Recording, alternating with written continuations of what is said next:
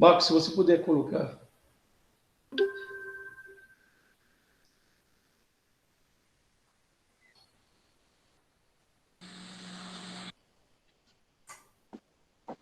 Prontinho, Rodrigo, tá gravando, é com você, né? Bom, então, bom dia a todos os colegas do nosso grupo de estudos.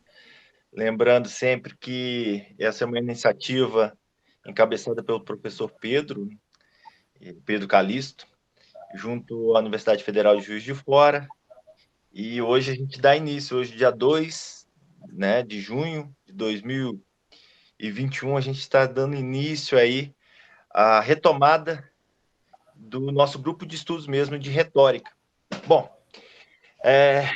então, professor Pedro, eu queria agradecer, primeiro, por ter abraçado a gente, queria agradecer aqui a presença do Marcos, do Cássio, da Maristela, da Flávia, do Roger, e vamos lá, vamos iniciar. Eu vou fazer uma retomada daquilo que a gente trabalhou até hoje com relação à retórica. Basicamente, a gente fez uma introdução no semestre passado sobre a retórica como um todo, e a gente começou a trabalhar a retórica, a arte retórica de Aristóteles, e aquela parte inicial, né, da retórica.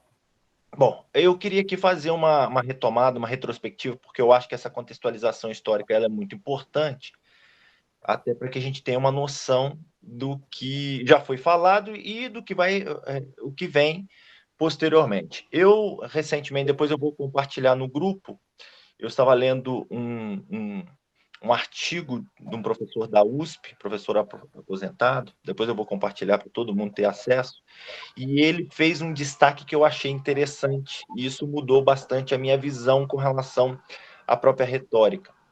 É que a retórica, de fato, ela não possui uma única retórica.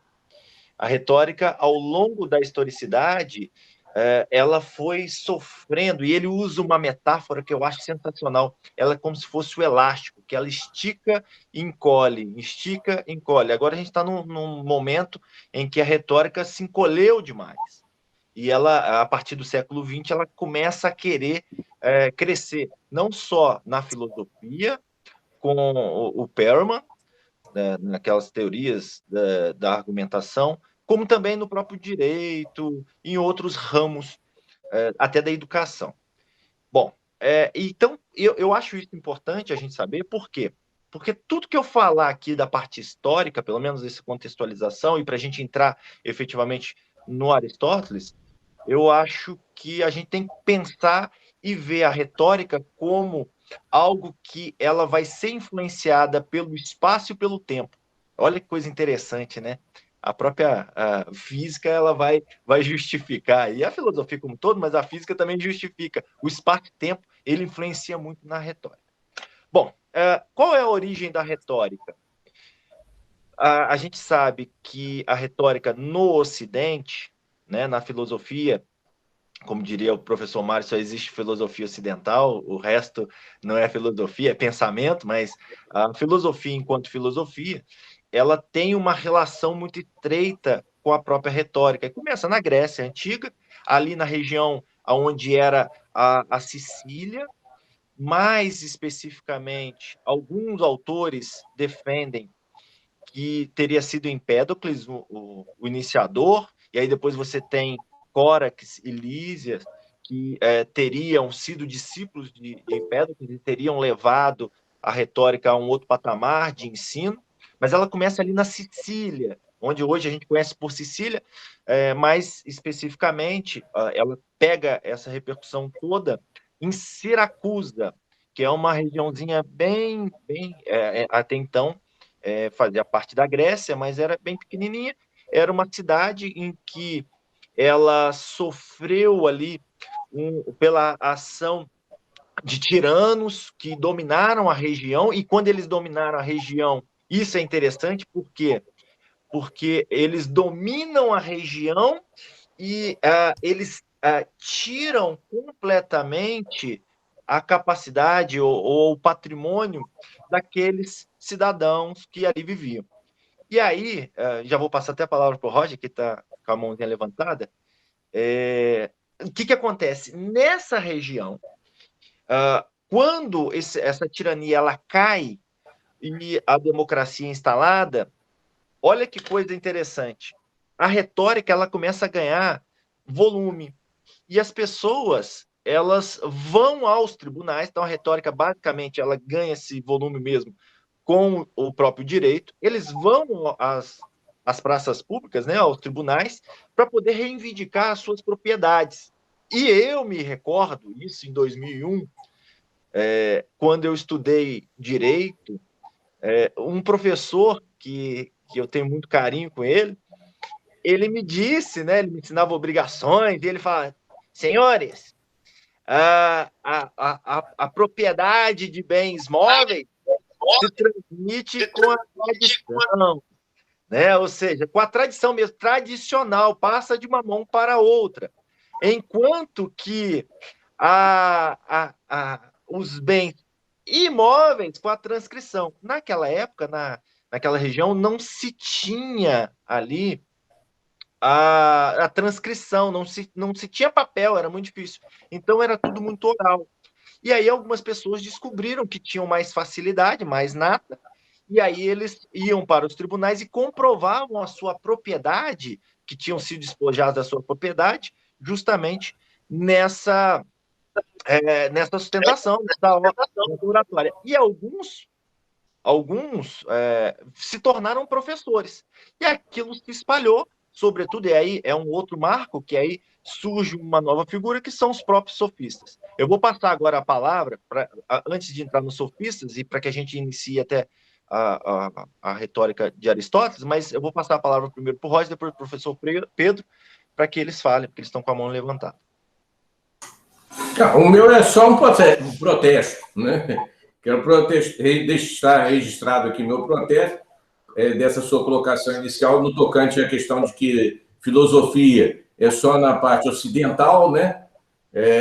O oriental é só pensamento, né? Isso aí me faz me lembrar aquela música, né, popular brasileira, né, que diz que Narciso acha feio tudo aquilo que não é espelho, né? Então, a gente só não considera a oriental porque nós somos ocidentais, na verdade. E aproveito, então, para acrescentar um outro detalhe. Pelo contrário, né? O desenvolvimento, então, tudo bem, que seja pensamento, não queira dar o nome de filosofia, embora tenha, só porque tem contornos diferentes do nosso. Mas o pensamento oriental está muito baseado na questão da retórica, né? Seus fundadores, principalmente lá atrás, Mozi, Menzi, Confúcio, né? Todos eles trabalham, inclusive, com a ideia de que o mundo pode ser alterado, né? Pode ser melhor configurado a partir, inclusive, do uso da linguagem, né? Então, na verdade, quem ensinou retórica para o Ocidente foi o Oriente, considerando que eles são predecessores dentro dessa visão, né, em relação aos gregos, né? Mas era só esse registro, né, o protesto, só para deixar registrado. Eu concordo contigo, e eu simplesmente falei aquilo porque era uma fala do nosso saudoso professor Mário, que ele ficava revoltado quando uma determinada instituição chegava na Federal para poder dar palestra e falava de filosofia oriental, e ele falava, não, filosofia. Começou ali na Grécia e com... Bom, e aí ele não admitiu, mas eu concordo contigo e eu acho que de fato pode mudar sim, e eu concordo que filosofia não é monopólio de ninguém, é de todo mundo. Professor Pedro, pode falar. É interessante essa observação de vocês, né? Primeiramente, a observação do Rodrigo associando retórica e dois elementos, né, Rodrigo? Retórica, um contexto de política bem preciso, no qual a palavra é necessária, e, por outro lado, essa posição que é bastante, digamos que ela é problemática, né? Quanto ao estatuto realmente mais ocidental da própria filosofia. Que é interessante para mim, e aí Roger, obviamente, que levantou elementos que a gente pode ser objeto até de um longo debate quanto a essa pertinência ou não de chamar outros pensamentos de filosofia, né? No mínimo, ocidental não é. Não é ocidental no sentido, não que a racionalidade não seja universal, mas que a alma humana ela é feita de outras faculdades, e não faculdades menores, como a vontade, como a imaginação, sensibilidade, etc., interiores e exteriores, que faz com que uma determinada cultura pode privilegiar, não excluir completamente a racionalidade, mas privilegiar outros elementos, como a imaginação, numa estrutura onde tem elementos, por exemplo, mitológicos, né, bastante estruturados racionalmente, no entanto, é a imaginação que prevalece. Mas o que é interessante, aí é o segundo ponto da minha intervenção, da minha fala, é que o Rodrigo associou estranhamente que poderia criar uma estranheza para quem não faz retórica. E o pior quer dizer, o melhor dessa história, né, Rodrigo, é que o Rodrigo tem razão. Estranhamente, nós poderíamos dizer a retórica foi reduzida, como o Rodrigo disse muito bem, porque ela foi eliminado, o logos dela. Essa reivindicação do Rodrigo, falar a retórica está ligada à filosofia, num contexto de razão e de logos, como sendo um elemento motor dessa fala, traz aberturas de perspectiva para a retórica, aberturas atuais, e houve essas aberturas. Então, não é por acaso que em instituições que o logos vai se tornar um problema central da retórica. Esse é um dos pontos que Aristóteles vai enfatizar. Retórica não é falar para convencer simplesmente, obviamente, porque o homem é uma totalidade, né, com as suas paixões, com seus etos, cultura, história, mas o logos tem que ser um centro. E Cícero vai retomar isso. E Quintiliano, mais ainda. Né? Aí que o Agostinho tem um passo atrás. A gente poderia até um dia discutir um pouquinho mais sobre isso. Mas eu acho que é interessante não associar essa retórica, essa investigação que nós estamos fazendo sobre retórica, a uma pura maneira de manipular. Rodrigo vai falar que tem um momento propriamente sofista, que ele não entrou. Esse momento sofista, mesmo o momento sofista, que já pressupõe uma certa contingência da nossa capacidade de apreensão do real, ele vai se dar dentro de uma mobilização de fundamentos racionais para essa desenvolver da retórica no seio das instituições democráticas das cidades-estados gregas, né? Então, esse momento, né, Rodrigo, é importante, né, porque pela primeira vez na história, uma polis, né, falando de Siracusa, primeira vez na história, por questões políticas evidentes, né, o Rodrigo enfatizou, uma polis decide pôr seu destino nas mãos de uma discussão, onde o logos, o demos é importante e o logos vai se desenvolver. Só vou lembrando aqui alguns elementos que essa prática na Grécia vai ser muito, né, esse contexto democrático no qual a retórica vai se desenvolver, ele é muito importante. Nós temos que lembrar que na prática, né, na vida dos cidadãos, obviamente, né, eles tinham que se reunir com regularidade em assembleias populares, que chamavam de ecclesiae, né, e o conselho dos 500, a bulé. Então, as assembleias, os conselhos eram de importância capital para... eles acumulavam em si todos os outros poderes. E perceber a importância da retórica num contexto político determinado. Por quê? Porque bulé e eclésia, né, essas assembleias, esses conselhos, eles acumulam em si os outros poderes, uma vez que nelas eram votadas as leis, eleitos os dirigentes, etc. Todos os tribunais, né, a Assemblea, eles também, populares, olha só, né, num contexto bem político preciso, em que a retórica racionalmente vai nascer, e não simplesmente para manipular, eram constituídos por, naquela época ali, né, 6 mil cidadãos escolhidos por sorteio, com sessões públicas. É só esse contexto de deliberação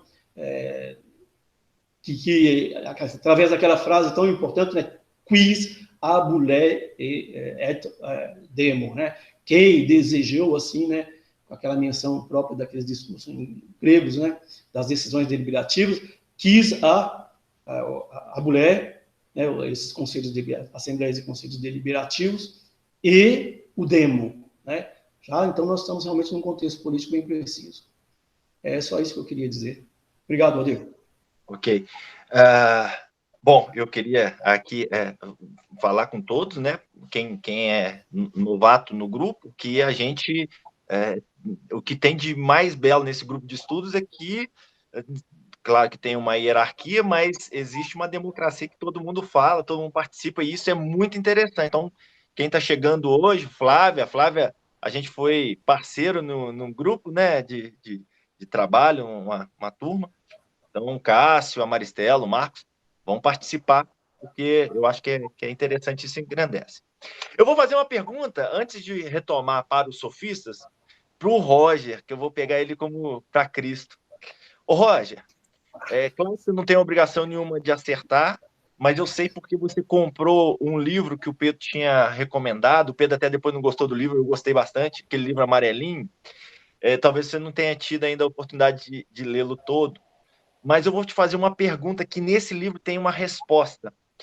Na sua concepção, e lembrando que eu não estou indo para o contexto filosófico do conceito de ciência, se filosofia é ciência ou é filosofia, mas vamos colocar ela naquele contexto geral. Na sua concepção, Roger, qual seria a primeira ciência, não estou falando arte também não, estou falando ciência mesmo, que surgiu? Pode chutar. O Rodrigo, ele, ao invés de se ater a retórica, ele está invadindo esses campos de discussão, que isso daí, pelo amor de Deus, isso daí como disse o Pedro, se nós começarmos esse ponto aí, nós vamos passar a manhã inteira só discutindo esse aspecto aí. Qual a primeira ciência que teria surgido, né? Mas aí, então, você está descartando a questão da filosofia. Nós não vamos entrar no mérito da filosofia como ciência ou não, nada disso. Não. Pode chutar. Lá você vai encontrar depois. Vou te botar de enrascada, não. Vou responder.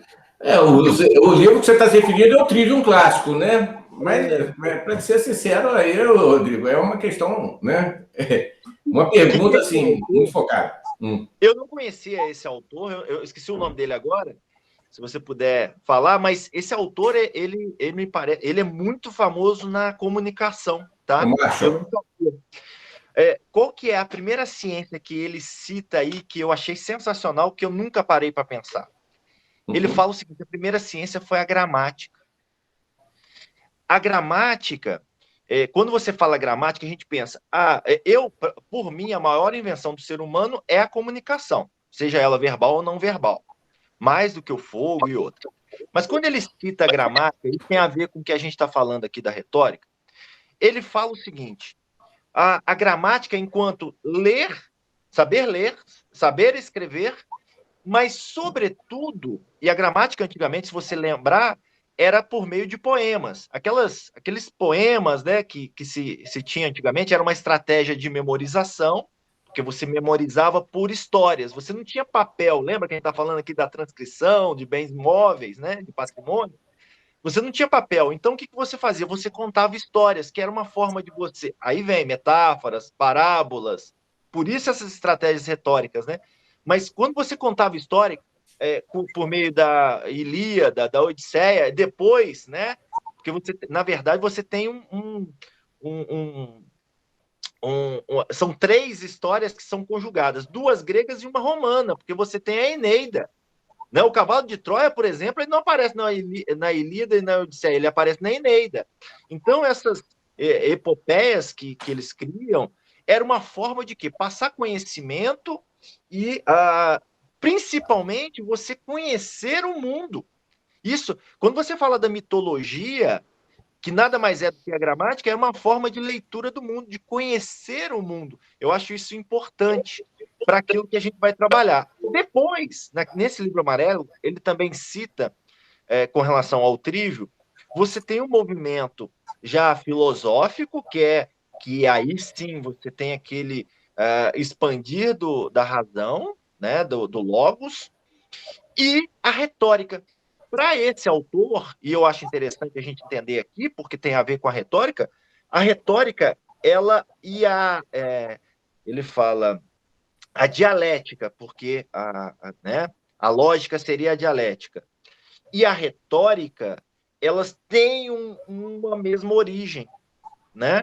Ambas surgem no mesmo contexto ali, depois elas se dividem completamente. Pelo menos é a fala dele. Por que eu estou falando isso? Só para poder passar a palavra para o professor Pedro, é porque a origem da retórica, por mais que você tenha ali, e aí ele vai citando, né, o trivium, que é a retórica, a dialética, lógica, e a gramática, eles vão, ora um, ora outro, vai dominando. Né? Quem mais dominou ao longo da historicidade foi a gramática, que teve mais tempo. Depois veio a dialética, aí volta a gramática, aí depois vem muito forte a dialética de novo, e a retórica nesse meio tempo ela está numa constante. Mas por que eu estou falando isso? Porque a retórica ela se confunde muito com a própria origem da filosofia. Quais foram as condições? Depois eu vou passar para vocês o livro que eu trouxe isso, que eu estudei, que eu pesquisei. Quais são as condições que surgiram a retórica? Não é simplesmente porque chegaram lá, saiu a tirania, agora eu vou para a pasta pública. Não, é uma série de fatores. Primeiro, quando você lembra de um italiano falando, você lembra do indivíduo que fala alto, fala baixo, tem uma voz normalmente imposta muito a voz, gesticula muito, porque essa é a característica do orador mesmo. O orador, ele utiliza esses estratagemas como forma de convencimento. E mais, então até a origem da Itália, ali você imagina o orador. Quando você pensa em italiano, você pensa nisso, o cara gesticulando muito. Qual que é a grande questão? Qual a origem? Quais foram os fatores que possibilitaram, para que eu passe a palavra para o Pedro? São vários. Primeiro, um comércio. A própria origem da filosofia é esse intercâmbio ali, né? Com Tales, Mileto, né? Vinha muita gente, igual o Roger falou, ali da Ásia, muita gente do... Ásia, não estou falando da Ásia hoje, que a gente compreende, né? A Ásia, a região ali já era chamada de Ásia. Tanto é que depois você vai ter duas escolas de retórica. Você tem a Ática, de Atenas, e tem a Asiática, que é ali de Rhodes, e aquela região ali. Bom, então o que acontece? O intercâmbio. O desenvolvimento de um comércio, isso é importante. Segundo, o surgimento da democracia. Não existe retórica sem democracia. Né? E esse é um problema que a retórica, quando ela cede, ela vai ser diminuída em um determinado momento, é justamente quando você passa a ter o déspota, ou ditaduras, ou reis. Né? Por exemplo, e é uma grande crítica que eles fazem, que a retórica, em um determinado momento dessa história, eu ainda nem falei do sofismo, mas em determinado momento dessa história, ela vai virar simplesmente enfeite de discurso, enquanto que a retórica não é isso. O Pedro já falou, a retórica é racional, é passional, o ethos, né, que é a credibilidade do orador, são várias coisas. Quando você não tem mais a democracia, por exemplo, um grande exemplo é com o pai de Alexandre. Quando você não tem a democracia, você perde ali o sentido da retórica. Então ela vira simplesmente aquela retórica epidídica, de elogio e tal, e não aquela deliberativa, não aquela... A judicial até tem alguma coisa, mas muito fraca. Então, esse é um problema. Você tem outros fatores que possibilitaram a retórica, né? Então, é justamente o exercício democrático. E tem um autor que eu gostei muito, eu acho que se chama Cassiano, depois eu mando para vocês. Ele fala o seguinte: na Grécia, sobretudo em Atenas, quando você tem a igualdade, não só igualdade de manifestar, né, mas igualdade de possibilidade de falar, né? Não é aquele só igualdade que eu quanto cidadão eu posso falar, mas uma igualdade também que eu possa me manifestar, eu posso falar o que eu quiser e posso me manifestar. Seriam essas duas, tá? Então, eu posso falar a hora que eu quiser e posso falar o que quiser. Então, isso tudo possibilita o surgimento e outros fatores também que são interessantes, mas eu vou passar a palavra para o Pedro para não delongar muito, ele não perder o fio da meada, e eu vou já entrar na sofística. Então, interessante essa O Rodrigo tem um conhecimento bastante vasto e, digamos que habita a, a compreensão que ele tem da oratória. Então, quando ele fala, ele diz muitos elementos importantes, que eu acho que às vezes é bom depois a gente tomar um tempinho e enfatizar, né? Você pega, ele disse en passant que nós temos tem uma grande querela quanto ao estatuto próprio da retórica com relação às outras artes, né? Na formação na educação. Vamos dizer, então, que a retórica está intimamente ligada com a democracia, por um lado, e com a paideia. Então, nós vamos... porque se não tem uma perspectiva de educação, de paideia, a retórica parece que, de repente, não tem muito sentido. E quando se fala de educação, então fala-se de preparar um cidadão, né? Não é preparar um técnico para o mundo grego, para o mundo romano, e até mesmo no mundo medieval e anterior. Não é preparar um técnico, é preparar um cidadão completo. Nesse jogo de poderes, que nós não podemos negligenciar numa vida social, seja ela qual for o regime político, tem jogo de poderes. Obviamente que o jogo de poder, quando ele está um pouco mais dividido, que não é autocrático, ele necessita de uma certa domínio da linguagem. Então, a retórica, só falando para alguns que chegaram aí, para a Flávia, sobretudo, né? A retórica esteve sempre ligada a que nós podemos chamar, e depois, posteriormente, vai ser chamada de trivium, entendeu? Então, ela tem uma função própria dentro dos ensinos de língua, domínio da linguagem. Já que eu não tenho acesso imediato à consciência de cada um de vocês, falando, você entende? Dominando, ou bem ou mal, eficazmente ou ineficazmente, que eu vou poder, que eu vou poder intervir, manifestar, mobilizá-los, porque a retórica tem um elemento. Isso que é interessante. Muitos, nas teorias da linguagem contemporânea, acham que Searle, né, é um erro muito grande, muito comum que a gente encontra entre os estudantes, e até mesmo pesquisadores, achar que Searle inventou a pragmática. Mas se nós pensarmos bem, toda a estrutura da linguagem que tenta se desenvolver enquanto pragmática, intenção de dizer aquilo que você sente, sabendo que não tem uma intransponibilidade absoluta entre aquele que fala. Tem uma intransponibilidade absoluta entre a consciência que se manifesta e a consciência que recebe, então nós temos que usar linguagem.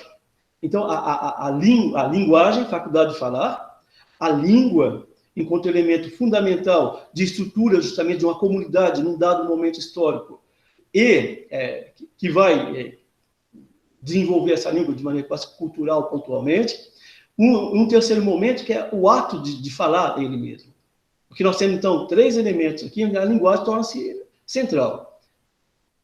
O homem enquanto logos, capacidade de falar, de se expressar, necessidade, ele não é autárquico, ele não se impõe, então ele tem que convencer e falar com a racionalidade do outro, daí aquela questão do Roger saber se os outros são racionais ou não, então tem que dialogar com a racionalidade do outro, e nesse sentido, eu posso falar de filosofia oriental ou ocidental, Rodrigo.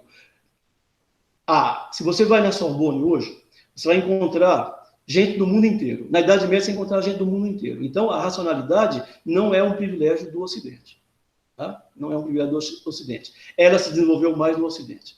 Então, quem diz retórica diz ciência da linguagem, capacidade humana, língua, domínio de uma estrutura linguística, semântica, de um dado momento, que é convencional, obviamente, né, já que é quase que uma estrutura própria de um povo, e obviamente que as línguas vão ajudar muito, e o ato de fala do indivíduo que está querendo se comunicar e dizendo que comunicando ele está unindo forças, agindo sobre a sociedade na qual ele vive.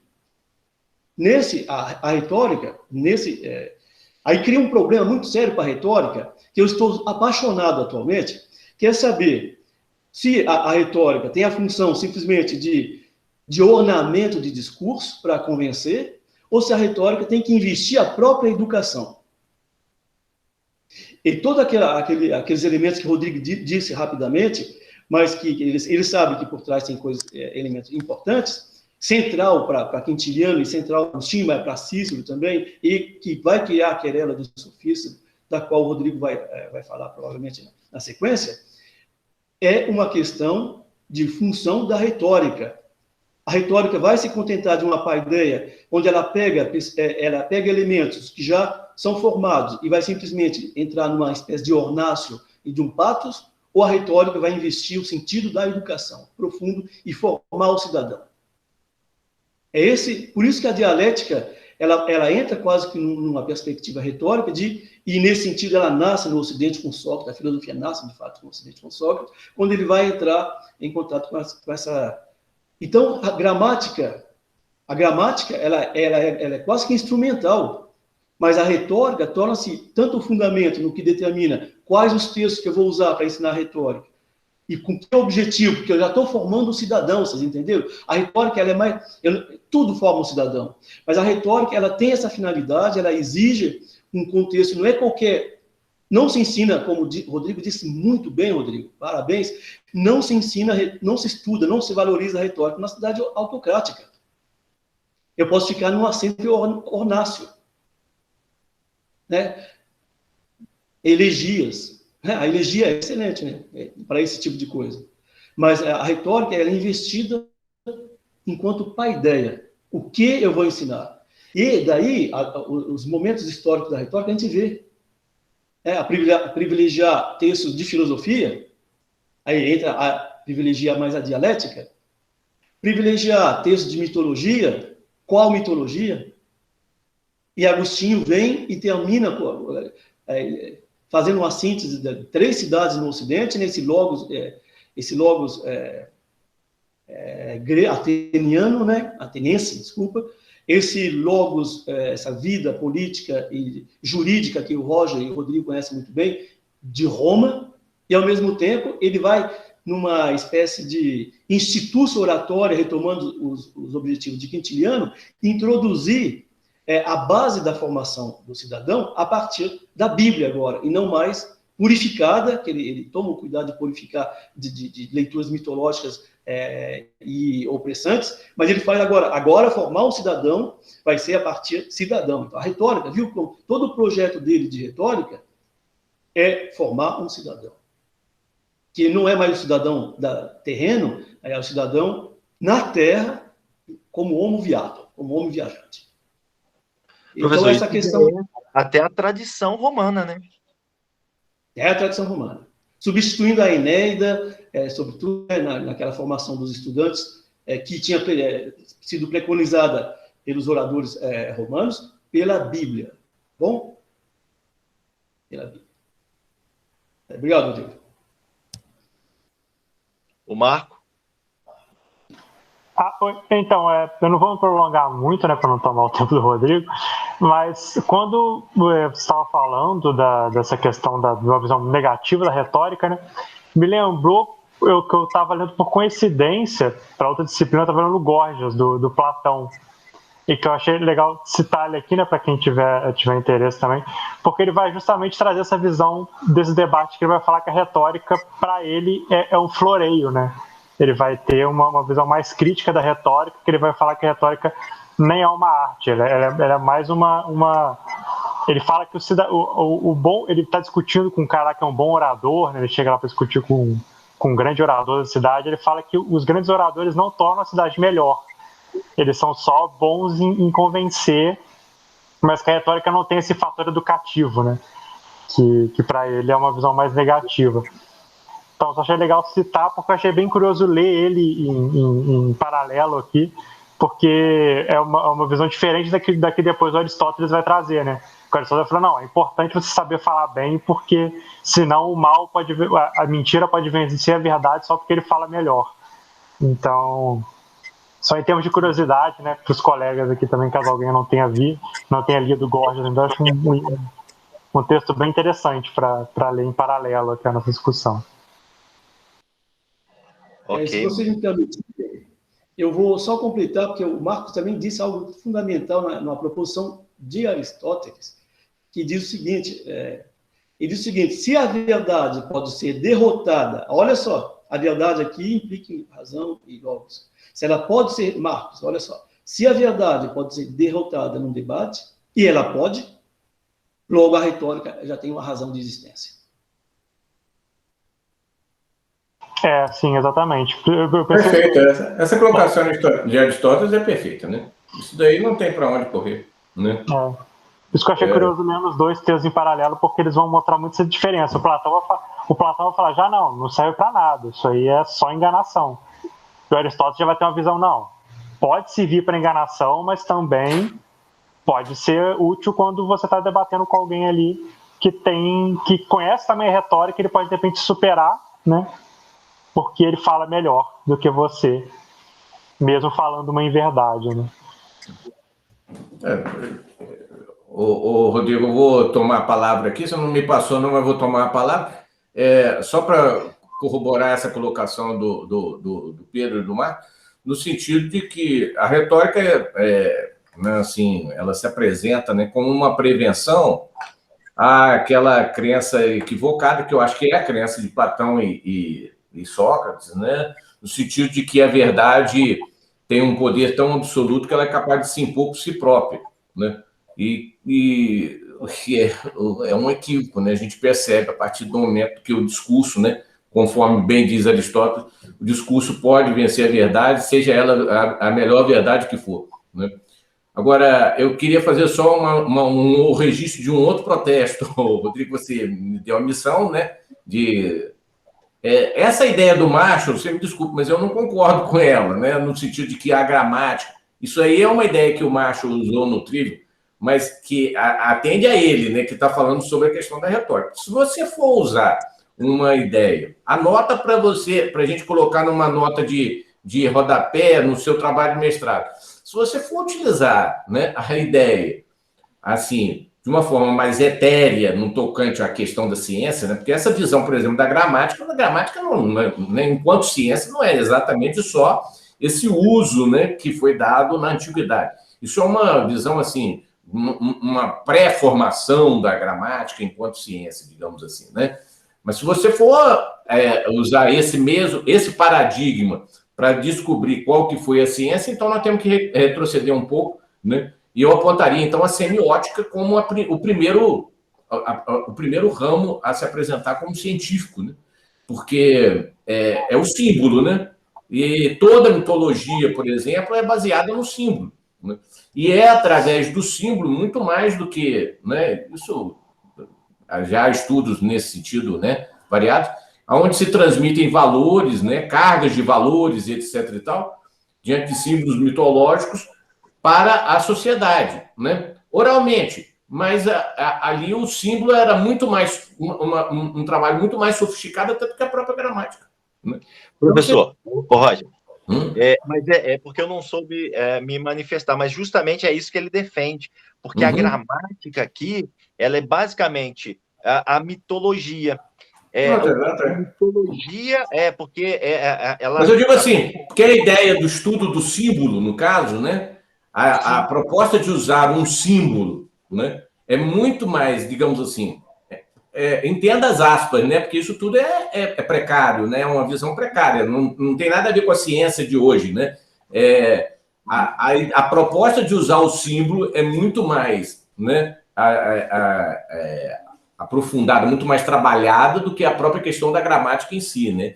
Talvez as duas tenham andado, né, de braços dados aí, mas no caso a semiótica, nesse caso, né, a sua ancestral, né, estava muito mais adiantada do que o próprio uso da gramática em si, porque a mitologia tem uma carga simbólica muito forte de ensinamento, de educação, inclusive, como diz o Pedro, né? Através dela você vai ensinar valores primários como coragem, como respeito, como uma série deles, né? Não estamos aqui para... vamos voltar à retórica, é mais interessante. Não, mas a fala aqui foi minha, Roger, porque eu não expliquei mais densamente, até mesmo porque eu estou fazendo só igual o Pedro falou, né, um ampassan com relação a essa origem. Mas a gramática, a origem dela é mitológica. Era o quê? Poxa, por que o céu é em cima e a terra é embaixo? Porque teve Gaia e Urano, e aí depois eles explodiram. Porque o Atlas segura o planeta. Isso, na verdade, é o oceano. O oceano é o quê? O Poseidon é o quê? Aí, quando você conta essas histórias, você tem Porque aí seria mais para frente, eu vou explicar isso num outro encontro. Porque mais para frente você tem, por exemplo, uma diferença da mitologia, que ele justamente ele quer passar não só o significado, o signo, como ele quer passar concepções morais também. Já uma outra, um outro instituto que é utilizado muito na retórica, que são as fábulas, ele só quer passar conceitos morais, entendeu? Tanto é que a diferença é que a fábula vai ter ali animaizinhos que conversam, né? O sol, o vento, e aquela coisa toda. Então, eu que não consegui explicar. Na verdade, a gramática aqui não é o escrever e o ler, mas é sim contar a história. Eu falo contar a história, mas não é só isso. É a mitologia, ela se confunde com a gramática. Depois, quando surge, porque eu acho que eu cheguei até a falar isso, porque quando você conta história, e eu tinha até notado isso para poder falar com a Flávia saiu agora, pode ter certeza, ela não vai lembrar, você não vai lembrar a primeira palavra que o Pedro falou, que eu falei, que o Marcos falou, que o Cássio, que a Flávia falou, mas você vai lembrar da história que eu contei, que foi na Siracusa, entendeu? Então era uma forma de passar conhecimento contando história, e era importante. Então, daí está a importância. Só para poder passar a palavra para o Pedro também, o Pedro fez um destaque do Trivium, e eu queria complementar isso que o Roger falou. Claro que mais para frente a gente pode até trazer outros fatores, outras coisas, mas é só para poder destacar que é uma forma até mnemônica de gravar o Trivium, que é a gramática, a retórica e a lógica. Para que você fala do Trivium? Ora, é justamente o seguinte: o indivíduo ele tinha que falar. Ele tinha que falar corretamente e de uma forma a ser compreendida. Olha só, retórica, falar. Falar corretamente. Depois a gramática ela evolui. Aí você tem as regras gramaticais também, né? Mas no início era mitologia mesmo, histórias. Mas aí você vai falar corretamente e de uma forma compreensível, que é a lógica. Por isso o Trivium, entendeu? Então eu queria fazer esse complemento à fala do Roger, que o Roger destacou isso. Do Roger não, o Pedro. E aí eu vou passar a palavra para o Pedro, porque eu queria aqui também fazer um destaque, Omar, sobre Platão, Aristóteles, lembrando que Aristóteles foi professor de retórica também, ele dava aula de retórica, a retórica estava entre ali aquelas disciplinas esotéricas dele, né? Que era feita para a comunidade toda, não que era feito para fora. Mas aí a gente vai trabalhar um pouco até para poder introduzir Aristóteles. Quando chegar a Aristóteles, a gente vai falar ali que existem várias obras, não só a arte retórica, outras obras que fazem parte desse contexto retórico. Aí eu vou passar a palavra para o Pedro. Então, aí, sempre bastante denso, né? Colocando só assim, lembrando, colocando ponto 1, ponto 2, né? Eu gosto de fazer essas coisas. Mas, assim, é interessante essa tua colocação quanto à retórica, à gramática, precisando, e automaticamente você falou já a função da gramática, né, Rodrigo? Quando você disse que é correção. Entendeu? Nós nascemos com a faculdade de falar, mas não falar corretamente, não falar de maneira eficaz. Então, a gramática ela entra nesse fator de educação fundamental quando eu digo meu filho, ou o meu estudante, tem como finalidade, na minha educação, no processo de paideia, ele vai se tornar um cidadão. Então, dominar a linguagem, falar de maneira correta, é condição sine qua non para que ele se desenvolva nesse projeto. Então, quem diz gramática diz essa finalidade. A gente sabe a dificuldade de integração de um cidadão, formar um cidadão consciente que não sabe falar. Não quer dizer, a isso o Rodrigo fez aquela distinção, que ele não tenha um logos, que ele não tenha ideias, mas ele não tem um instrumento para fazê-lo. E falar corretamente é quase uma questão de crédito também. Não é só crédito para convencer, primeiramente, porque quanto mais corretamente você se exprime, mais as suas ideias são complexas, mais claras e mais eficazes. Então, vamos dizer, gramática entrava nesse estudo, um estudo que era o equivalente de um segundo grau, digamos, tanto na Grécia quanto quanto na Idade Média. Ela entra com a lógica e com a retórica. É uma formação mesmo para poder dar continuidade, mas uma formação que não é se preparar um técnico, é preparar um cidadão. Aqui, outro elemento que eu gostaria de destacar é que quando vocês falam de gramática, associam a mitologia, você tem que fazer uma distinção entre pedagogia e didática, que, infelizmente, no Brasil, eu não vejo muito claramente nas falas. Como a própria etimologia da palavra paidagogo, né, aquele que leva o estudante para a escola, né, tem a pedagogia, tem essa função de condução. Né? Então, ela vai sempre preocupada com os meios. É quase que uma ciência, quase que à parte.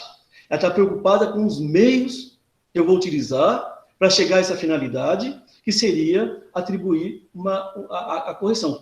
Como eu vou poder transmitir isso na formação do estudante. Isso é pedagogia. Não posso ensinar de qualquer maneira. Né? Já que nós partimos de um pressuposto de que a minha consciência, a consciência do outro e a consciência minha são intransponíveis. Se não tiver signos, e daí a intervenção do Roger é fundamental, que encarnam o espiritual, digamos, né, a alma, elementos anímicos, eu não consigo ter acesso à consciência do outro. Então, ter acesso à consciência do outro, preciso de signos. E preciso para que exista fala, eu preciso de que eles sejam estruturados. E mais eficazmente, mais claramente para aquele que fala, estruturado pela gramática. Eu falei da pedagogia, tá? Mas tem a didática. E toda aquela relação com a mitologia que vocês evocaram, já não é quase que... uma parte que tenta investir uma retórica antiga, mas ela é mais didática. A didática está preocupada com o que eu vou utilizar para ensinar, e daí tem elementos fantásticos de ética, de política, de ciência que são envolvidos, o que, de fato, qual material, a partir de qual material eu vou ensinar a correção da língua. Se eu ensino a correção da língua a partir de mitos, eu tenho uma perspectiva bem clara. Se eu ensino a partir da Bíblia, eu tenho uma perspectiva clara. Se eu ensino a partir do Machado de Assis, eu tenho outra perspectiva. Vocês entenderam como que a didática, então, ela vai encontrar o material em cima do qual a gramática vai se desenvolver na formação do cidadão. Então, pedagogia, gramática. Então, fazer mitologia, ensinar, não é ainda fazer gramática, né? A gramática é a didática investindo a pedagogia, dizendo tal texto da Odisseia, tal texto da Eneida vai figurar no percurso de formação. Isso aí a gente sabe quanto isso é problemático numa paideia, numa educação. Até hoje ainda. A gente vê as querelas quanto que material eu vou ensinar, né? Eu vou escolher. Então, não é é quase que um ponto central. Tá? Central. E a retórica com essa finalidade que engloba aí toda a arte da fala, além da simples correção, com a finalidade, quando ela investe, né, não como ornácio simplesmente, ela tem que levar em conta tudo isso.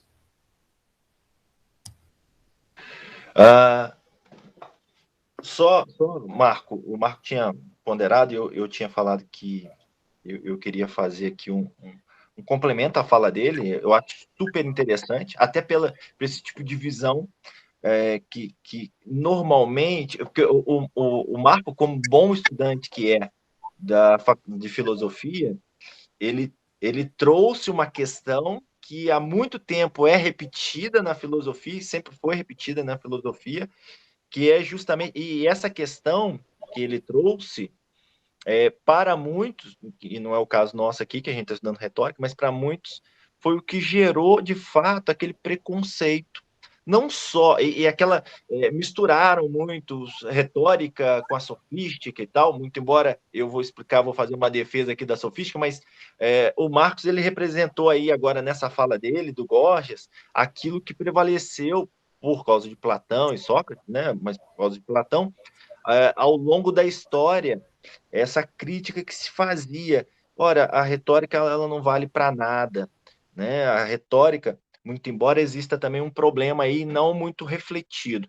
Essa visão platônica, ela só vai mudar a partir do século XIX, com obras, sobretudo, você tem uma primeira obra, que é a História da Grécia, depois eu trago para vocês, eu tenho ela em inglês, que é de um historiador. Mas na filosofia mesmo, que ele é muito citado, eu esqueci o nome dele agora, mas depois eu trago, ou até o final de hoje eu vou lembrar, mas na história da filosofia mesmo, você vai ter ali Nietzsche, num primeiro momento, mas depois ele critica todo mundo, mas no primeiro momento ele reconhece os sofistas e tal, e aquele movimento e a retórica ali e tal, a importância, mas você tem Hegel, né? Você tem outros autores muito importantes desse período, que depois vai entrar o século XX, que eles vão tentar mudar, e aí quem vai, vamos dizer assim, como diria o jogador de futebol, quem vai se consagrar vai ser Perelman para frente, porque aí Perelman abraça aquilo e fala assim, não, sou eu, e daqui para frente é a retórica, a nova retórica dele, e tal, e assim vai. Então, o Gorgias, de fato, tem essa crítica para Platão, só que alguns autores, eles defendem que, e esse é um problema, né, o nosso preconceito com relação à sofística e à retórica, porque até Platão, ele tem uma obra que ele põe Sócrates ensinando retórica, quando ele vai fazer aquele discurso de morte, né, aquele discurso fúnebre, ele ensinando, ele falando que ele aprendeu com eu esqueci o nome dela também, com a amante, né? Com a amante de Péricles, que ele aprendeu a falar com a amante de Péricles e tal. Então ele põe Sócrates falando, ensinando retórica, ele ensinando como se faz um discurso fúnebre ali e tal. Eu queria só fazer um destaque, que eu acho que é importante, e corroborando o que o Pedro já falou, que o Marcos falou, é o seguinte, de fato, Sócrates, tanto é que você tem os pré-socráticos e os pós-socráticos, né?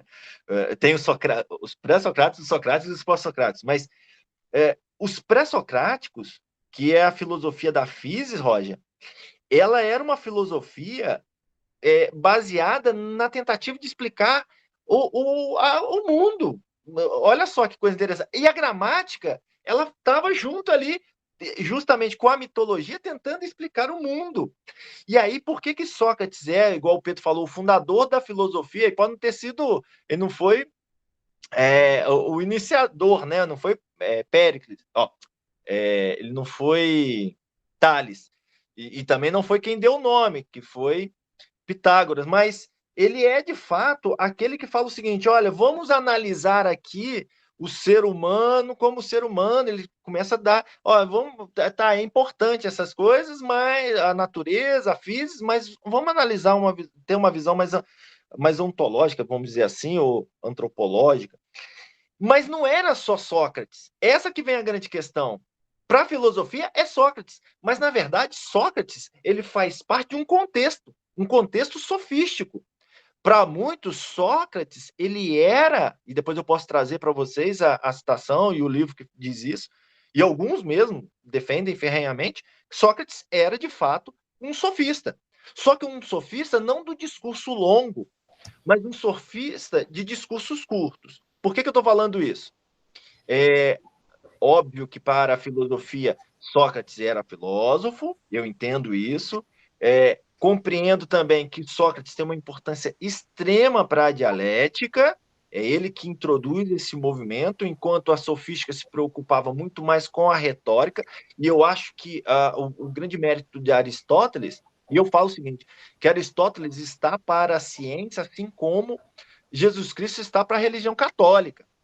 Porque Aristóteles, a visão de Aristóteles primeiro ele fez aula de retórica, e ele ensinou retórica, ele escreveu sobre retórica. Aristóteles, ele vira e fala o seguinte, não, peraí, ela tem a sua importância, igual o Pedro falou, E ele começa a arte retórica justamente criticando a gente, que é do direito, né, Roger? Ele começa ali falando do judiciário, ele faz essa retomada histórica, mas, sobretudo, fazendo uma análise da retórica, e é o que me parece, e o Pedro provavelmente vai chegar a essa conclusão no final e vai concordar, mas Aristóteles, ele tenta, na arte retórica, mostrar a importância, sim, ele destaca, sim, o logos, e não só, ele reconhece, ele cita, mas não só, muito embora tenha a sua importância, o pathos, que é a paixão, né?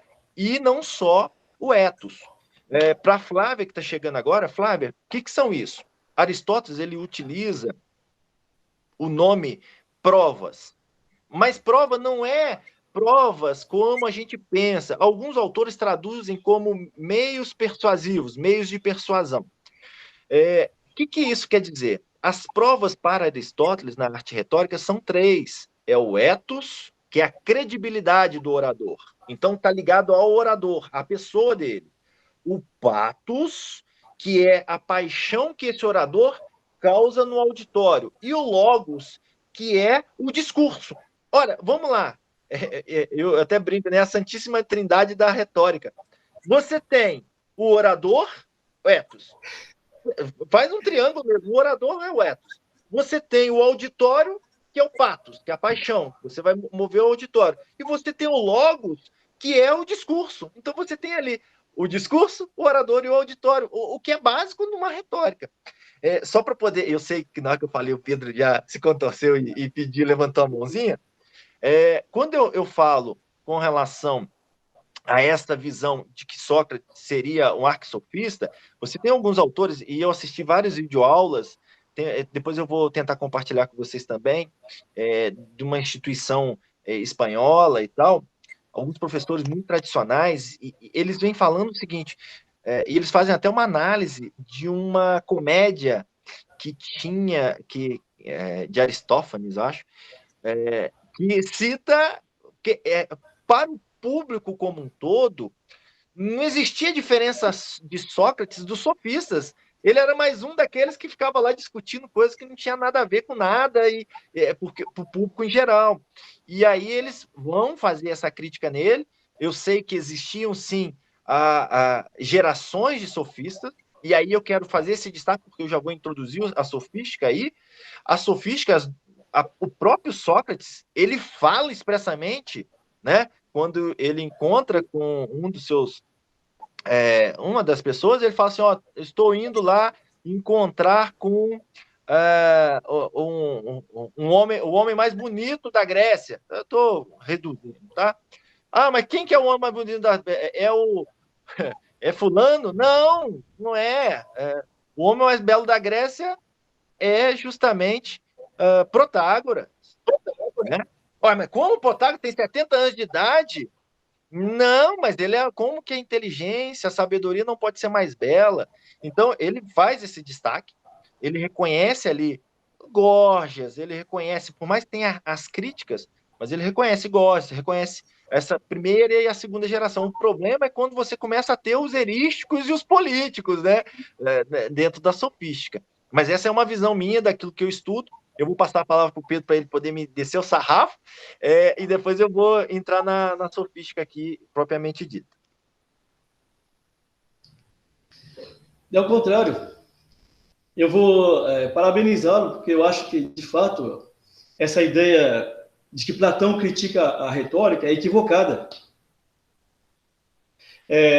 Ou então é muito simplificada. Os discursos platônicos são elaborados de maneira retórica. Você vê que quando você começa dizendo, começa com uma história, vai construindo. Então, ele não é aleatório, não é lógico demonstrativo, justamente, paradoxalmente, com relação aos discursos de Aristóteles, onde a gente percebe que o logos, enquanto razão, e o ethos é deixado de lado, sobretudo nas ciências que relevam da teoria, da contemplação. Então, às vezes, um afirma uma coisa e faz outra. Você entendeu? Então, a gente simplifica muito quando diz que a retórica é deixar de lado com relação a Platão. Não, Platão é estrutura. Inclusive, aquela escolha de discurso mais curtos, né, são mais convincentes, na verdade. Então, a ideia de convencer, quando se fala, está presente, que é um elemento próprio da retórica, Flávia, desculpa, tem uma Ana Flávia, que é o próprio, isso significa falar, né? Falar é tentar convencer. Nenhum discurso de Platão não tenta não convencer. Então, a gente pode até dividir os discursos dele em tentativa de convencimento. Toda a República, que é uma verdadeira paideia, ela tenta, de fato, construir um convencer. Ele quer convencer pelo Logos, com certeza, a partir daquilo que o Roger disse também. Quando eu digo ocupação, não é que vocês não sabem, é porque nesse contexto de retomada dos nossos estudos anteriores, a gente tem que ser sintético mesmo, né?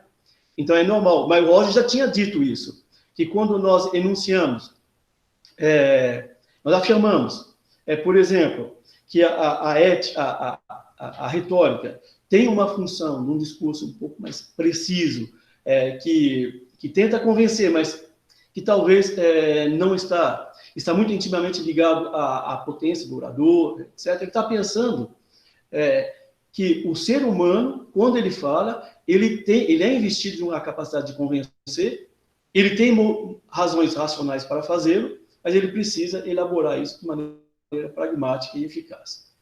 Então, era isso que eu queria dizer.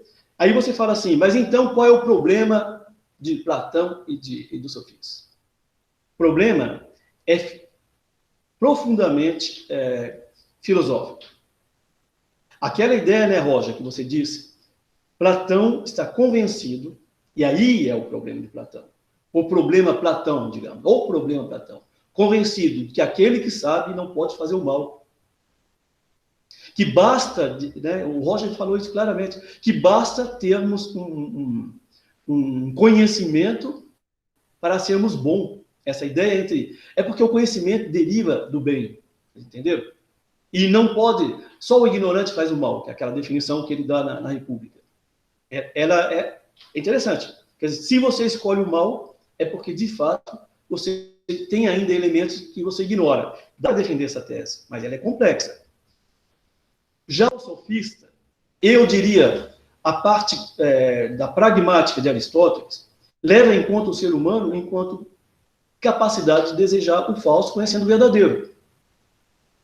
Num discurso um pouco... E também, sobretudo, no caso dos sofistas, a contingência, e aí por razões cosmológicas, nós temos já um mundo pré-socrático que se desenvolveu em teorias que já são navios que estão nos portos, né? Já não se mantém mais as grandes teorias. Eles se dão conta de um certo perspectivismo em termos de cosmologia, um perspectivismo em termos de moral, que eles começam com Xenófanes de Colofon, nós começamos a comparar as éticas, um perspectivismo, isso é profundo, Marcos, né? Não é simplesmente desejo de convencer por convencer, mas tem toda uma teoria do conhecimento, um perspectivismo cultural, um perspectivismo religioso, quase com uma espécie de ceticismo, e daí o Rodrigo tem razão, não é impossível que Sócrates seja um verdadeiro grande sofista.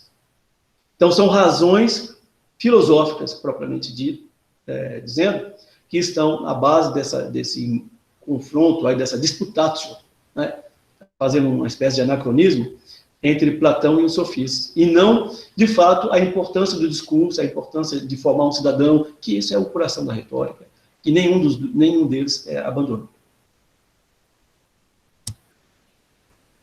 Obrigado, Rodrigo. Maristela? Eu acho que o Cássio está na frente, né, Cássio? Pode falar. Cássio. Obrigado, Maristela. É porque o Rodrigo, você falou da comédia do Aristófanes, e o nome da comédia é As Nuvens, e quem não leu eu recomendo porque é muito engraçado, mas tem uma parte em que o Bidericleo, né, o pai do rapaz que era viciado em jogos e que estava devendo muito dinheiro e precisava de uma saída para isso, ele vai até o Sócrates e fala assim, eu quero que você me ensine a me livrar dos meus credores. E o curioso é que quando você pega na língua grega, ele pede pro Sócrates ensinar ele o discurso que, se eu não me engano, a palavra usada é adinaton, que quando você traduz é fraco, né? E o discurso forte é o dinaton, né? O discurso justo. Né? Então, o discurso fraco é o injusto e o discurso forte é o justo. Então, eu acho curioso demais que na própria língua, o Aristófanes usa a própria língua grega e acaba condenando os Sócrates e os sofistas ao uso do discurso injusto. E com o próprio Johnny é muito interessante esse diálogo. É o que ele realmente faz, ele exagera a figura do Sócrates, né, como aquele cara bufão, que tipo, tem delírios de grandeza e tal, e associa ele aos sofistas dessa maneira. E uma outra coisa, quando o Calixto falou da República, e que as pessoas só fazem o mal pela ignorância, nessa visão do Platão, a saída do Platão é tão boa nesse sentido, porque eu acho que é no terceiro livro da República que ele fala da mentira com o fármaco. Ele diz que o sábio, né, o filósofo, ele vai saber administrar esse fármaco. Então, o filósofo, o sábio, sendo governante, ele vai saber mentir, né, e é só ele ser autorizado a mentir. Mas eu só queria manifestar isso. Só para complementar, para não passar muito isso que você falou, eu já passo a palavra para a Maristela. O Cássio, hoje, modernamente, e isso mais para frente eu vou trazer algumas informações com relação a isso, existe na hipnose o que eles chamam de E7. O que é isso? Quanto mais sim você falar, maior a tendência de você concordar com o que eu estou falando. Por isso é técnica de venda, inclusive. Eles vão te falando, mas essa televisão é para sua casa? Sim. Essa televisão, você precisa de uma televisão maior, né? Ou não? E aí eles vão, a tendência é você concordar. Então, só que isso, na verdade, é socrático. Sócrates, ele mesmo fala, e quando a gente lê o Protágoras, Sócrates, bom, na minha visão, na minha interpretação, tá? Ele buscava a verdade. Só que ele buscava a verdade do conhecimento. Só que a estratégia que ele utilizava, o processo que ele utilizava, nesse discurso, é a minha visão, ele mentiu várias vezes. Inclusive, ele mesmo fala, eu não sou especialista no discurso longo. Aí vem o outro e fala assim, é mentiroso, porque é especialista sim, ele estava lá, só que ele gosta de discurso curto. Então, tem vários momentos ali, que não é o caso agora, mas que ele mente descaradamente falando que ele não sabia falar discurso longo, sabia. Mas qual que é o problema? Ele era especialista no discurso curto. Eu ensino isso, agora o problema é que tem um promotor aqui, né? Mas eu faço isso nos meus júris, mas ele não faz júri, então não tem problema. Eu faço isso nos meus júris, porque quando eu vou, ainda que o jurado não possa responder, mas ele vai internamente concordando comigo, a tendência é ele direcionar, porque quando eu faço pergunta e você não pode fugir e ir a um campo diferente da argumentação, você só tem que falar sim ou não, isso é inclusive uma falácia, né? Mas quando eu utilizo que você fala da bifurcação, depois eu trago isso também, mas quando você fala só dá a opção de sim ou não dá o meio termo, você impede que o debate continue. Então, Sócrates, quando ele vinha com aqueles discursos, tem que ser discurso curto, senão você fica falando muito, você é especialista, eu não sou. Na verdade, ele sabia que os sofistas eles eram retóricos de discurso longos e Sócrates ele era um retórico de discurso curto. Isso é importante. Então, passar a palavra para a Maristela. Vamos lá, chegou na onde eu queria. Me interessa muito essa questão dessa querela aí dos sofistas, o Rodrigo sabe disso.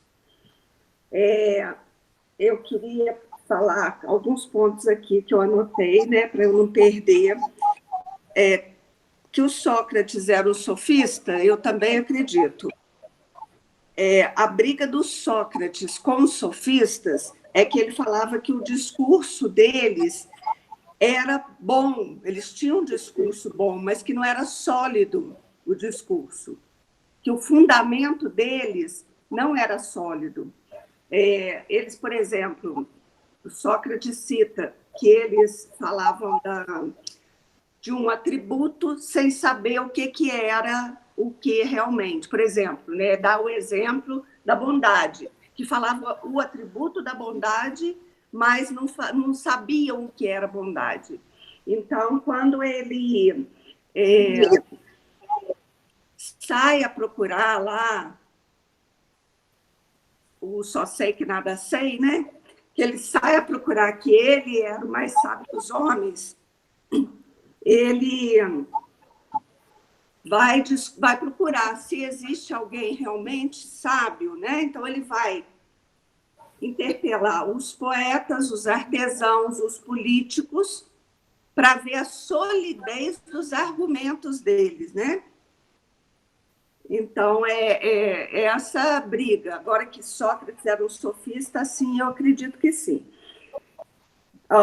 Quando o professor Pedro falou que a crítica a Platão é simplificada, eu acho também, né? Essa crítica aí, eu acho que ela foi bem simplificada. A questão do Protágoras, quando o Rodrigo cita o Sócrates, aí a gente tem que ver o que veio de Sócrates e o que o Platão está colocando na boca de Sócrates também, né?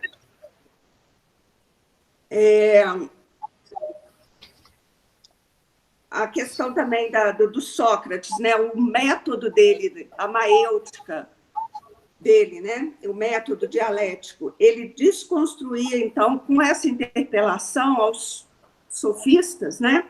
Ele desconstruía as ilusões de verdade para a pessoa própria, levando a própria pessoa, por isso que é uma maêutica, né? Um parto de ideias, que a própria pessoa se conscientizar de que não sabia, para ela procurar o conhecimento. Ele, assim, ele não sabia ao ponto de explicar o que era bondade, mas ele levava a pessoa a ver se o argumento dela, se o fundamento dela era sólido, e se não fosse, e se fosse falso, a própria pessoa procurar o conhecimento. E eu acho que essa peça, As Nuvens, que vocês citaram aí, o Cássio até falou dela e tudo, eu acho que foi muito a título de uma caracterização, mas procurando assim, uma ridicularização também, né? É só. Agora eu espero a pancada do Rodrigo. Eu vou passar a palavra para o Pedro, mas eu concordo contigo, gostei da sua manifestação, Maristela, foi sensacional. Só um detalhe, talvez o Pedro vá complementar, o Cássio estava de mão levantada também, né? Mas com relação à maêutica, eu tenho uma certa interpretação com relação à maêutica. Que existem alguns autores, sobretudo os americanos, eles dizem o seguinte, que o método de Sócrates, que é esse, né, que seria, na verdade, a ironia para alguns, mas o método dele seria o elencos, né, que seria basicamente a ironia. Ironia não é a ironia. Claro que hoje a interpretação de ironia é outra, mas a ironia são perguntas naquela época. A maêutica, ele cita em uma obra. Todas as outras, que aí eu mais ou menos estou fazendo uma interpretação até o que o Pedro falou. Todas as outras obras, ele tenta, sim, ou a persuasão, ou o convencimento, depois a gente vai discutir se é a mesma coisa ou não, mas ele tenta, sim, demonstrar a verdade dele. Então, a maêutica, ela aparece em uma obra, enquanto as outras ele não fala nada, mas tudo indica que ele quer sim vencer o debate, né? Mas eu vou passar a palavra para o Pedro. Seu microfone, Rodrigo, não estou ouvindo bem? Estou ouvindo bem seu microfone? Seu áudio está ruim. O meu áudio ficou ruim? Abaixou bastante. Baixou. Eu acho que entrou uma ligação. Você está falando do celular? Estou no celular. Né? Pera aí Deve ter entrado uma ligação, hein? Espera aí que eu vou resolver isso.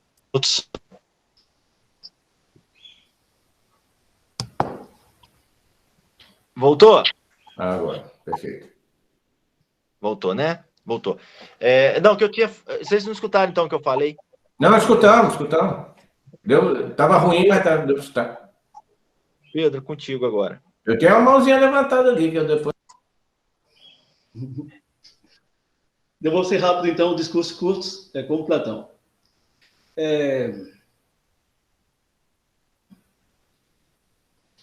sempre não perder de vista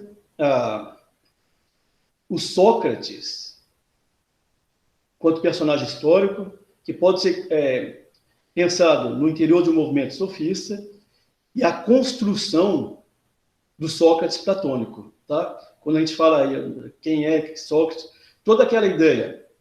Sócrates, provavelmente, ele desenvolveu a maêutica enquanto elenco, né, primeiramente, enquanto busca das ideias. E desenvolveu uma ideia central do tiestino, que a Maristela disse, que eu achei importante. De repente, numa linguagem, num trabalho de linguagem, nós temos, às vezes, como a linguagem é arbitrária e convencional, o contexto semântico, de sentido de um texto, de uma palavra, ele não é dado, digamos, ele não é dado pré-estabelecido de verdade. É o contexto semântico de emprego da palavra que ela dá, que vai criar o sentido. Então, essa é a grande descoberta interessante, né, da maêutica de Sócrates, tá bom?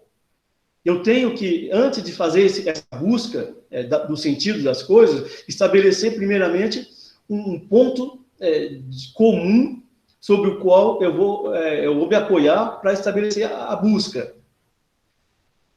Segundo, Sócrates dizia, eu só sei que eu nada sei.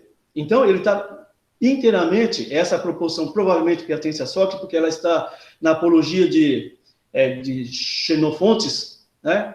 Também não é só Platão. Então, nós percebemos que, de fato, Sócrates ele está muito mais inserido no movimento sofista, num movimento de busca da verdade, numa tentativa de unificação da linguagem para poder estabelecer esse movimento, mas ele se coloca aquém da capacidade de transmitir uma verdade.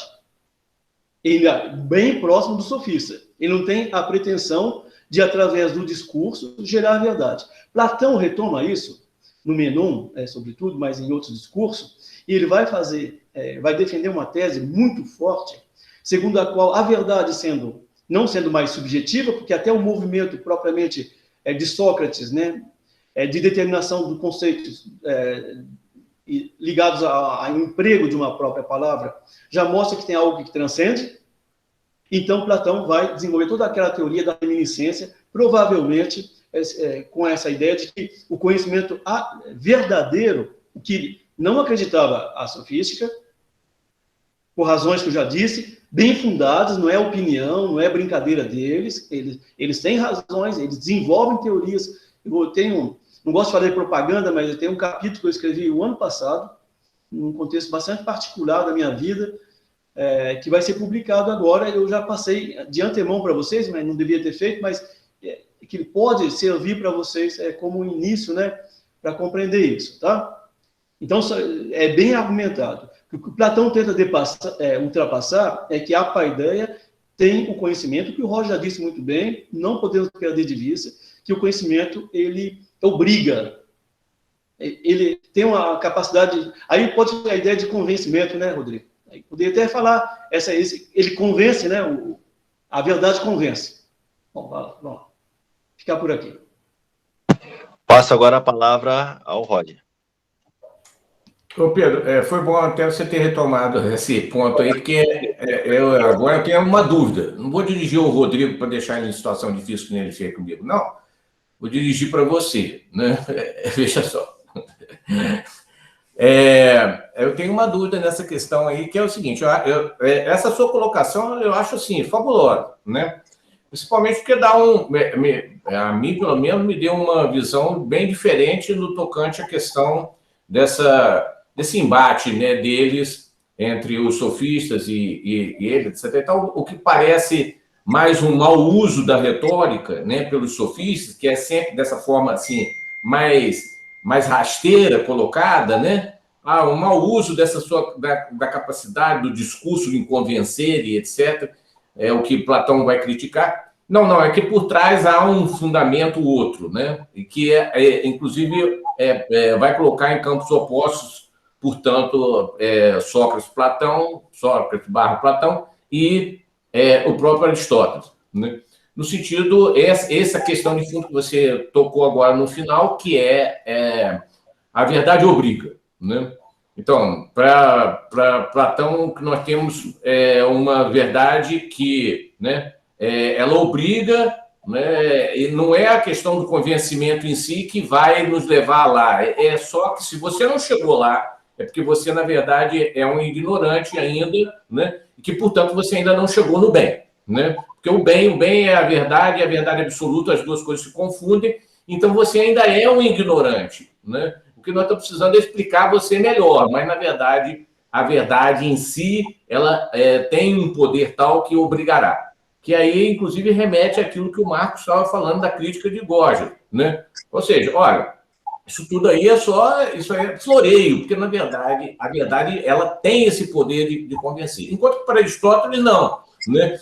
Talvez ele coloque o pé na terra e diga assim, não, tem a capacidade de convencer, mas não é assim que se processa. Na verdade, nós precisamos do discurso, da retórica em si, para poder levar você até lá e etc. Mas agora a minha dúvida é nesse ponto aí, Pedro, que eu gostaria que você me ajude, né? Olha só, né? Esta colocação dele, né, de Aristóteles, principalmente, né, no tocante à verdade, né, uma ideia de que a verdade não tem o poder de convencer por ser verdade, por estar ligada ao bem supremo, né, ou, né, eu vou usar uma palavra muito arriscada, mas assim, compreendo dentro dos seus verdadeiros limites, uma relativização da verdade. Ou seja, né,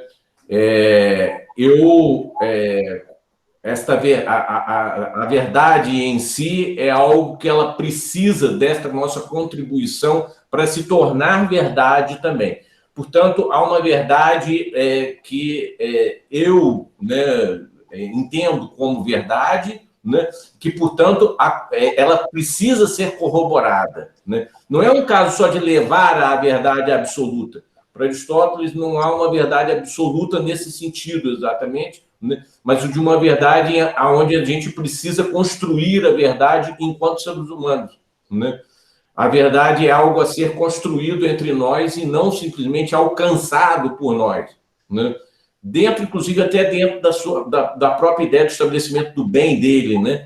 Que é uma ideia sempre de um bem a ser alcançado via o seu próprio aprimoramento, via sua própria aperfeiçoamento humano, né? Levando a uma plenitude da virtude, etc. E tal. Qual é a visão de Aristóteles? O que você me diz, Pedro? Vamos lá. Importantíssimo, vários elementos aí, né, capitais. Eu vou tentar fazer uma precisão rápida para a gente, que a gente está retomando as coisas. Então, começar sobre boas bases é fundamental, né, Roger? As questões do Roger sempre pertinentes e dá oportunidade a gente precisar. Então, vamos lá, fazer um esforço. Um ponto importante, Roger, é que nessa teoria platônica da verdade não tem ignorante.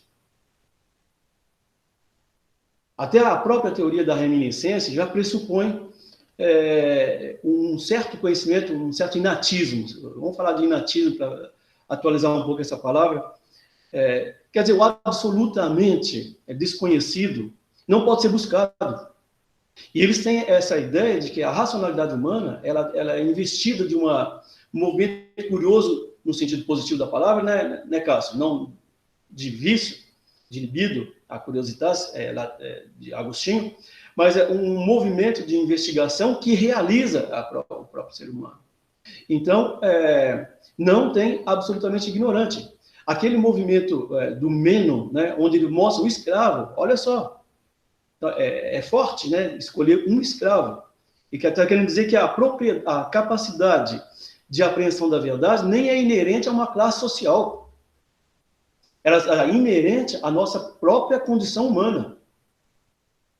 E se eu fizer as perguntas adequadas, aí vem aquela questão da pedagogia, podemos dizer que a dialética é a pedagogia propriamente desenvolvida por Sócrates para chegar a essa ideia, e a verdade como aletheia, desvelamento daquilo que já estava, de certa forma, imanente, eu posso fazer isso com um escravo.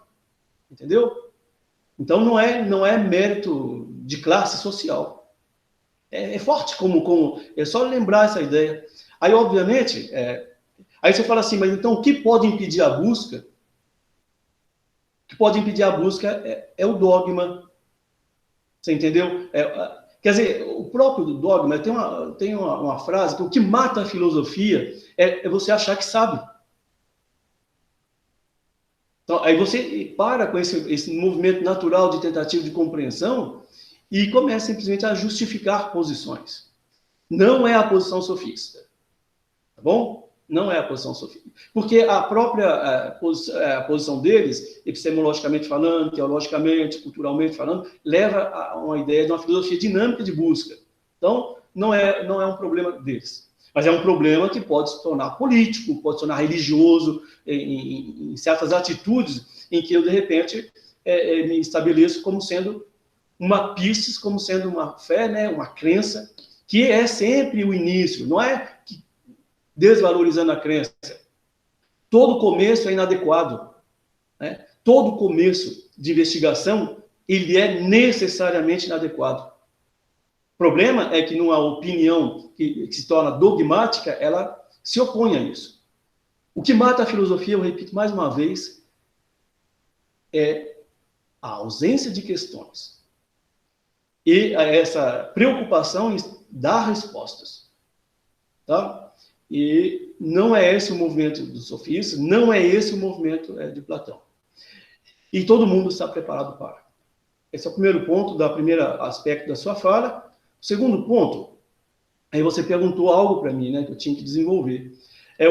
Qual é a ruptura entre Platão e Aristóteles? A ruptura se dá propriamente no campo da prática, da pragmática. É um discurso, e aí a influência sofista em Aristóteles provavelmente ela é importante. Quer dizer, eu tenho que distinguir no real, eu vou fazer um pouco mais técnico agora, para ficar bem consolidado essas bases, para responder a sua pergunta. O logos, o discurso, a racionalidade, que nos investe enquanto seres, que tenta compreender o mundo no qual ele vive, ele tem duas finalidades, ambas importantes e ambas complementares para Aristóteles. Ele está muito ligado à ordem. Por isso que a gramática pode, de repente, se tornar, a retórica, buscar uma ordem interna, pode se tornar uma ciência. Fazer ciência, ela está intimamente ligada à ordem, à harmonia das coisas, estabelecendo entre os conceitos, entre redes semânticas. Muito bem. Essa ordem tem que ser dividida para Aristóteles, contrariamente a Platão, já que você enfatizou bem a ideia de que Platão, a verdade, ela obriga, vamos falar, né? Obriga no bom sentido. Para Aristóteles, a ordem, ela pode ser contemplativa, segundo analíticos. Ela é contemplativa no sentido em que o legeima de logos, ele vai colher essa ordem. Bom, ele colhe. Legeima significa colher, fazer uma colheita. Então, ele é contemplativo. Eu não estabeleço essa ordem no campo das verdades naturais, cosmológicas, teológicas, para Aristóteles, tá bom? Então, agora essa ordem que eu colho em dois elementos. Exterior, mundo, e interior, quando eu começo a investigar a estrutura do pensamento e vejo as regras que determinam essa lógica. Aí eu vou ter que... Bom, momento, infelizmente.